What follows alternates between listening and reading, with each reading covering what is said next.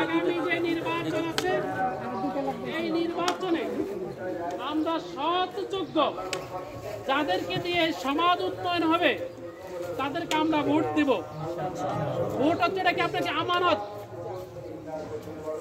কিয়ামতের ময়দানে যাদেরকে কি ডান হাতে সার্টিফিকেট দেওয়া হবে জান্নাতের, আর যাদের কি বাম হাতে জাহান্নামের সার্টিফিকেট দেওয়া হবে, দুই শ্রেণীর লোকে কি সার্টিফিকেট পেয়ে আশ্চর্য হয়ে যাবে।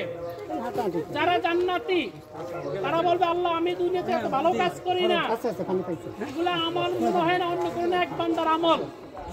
তখন আল্লাহ রাব্বুল আলামিন বলবেন না এটা তোমারই, কিন্তু তুমি আছে ভালো লোকগুলোকে সমর্থন করেছ, ওই ভালো লোকগুলো সমর্থন করার কারণে যতগুলো কি ভালো কাজ হয়েছে সব কি হবে তোমার আমলনামায় লেখা হবে।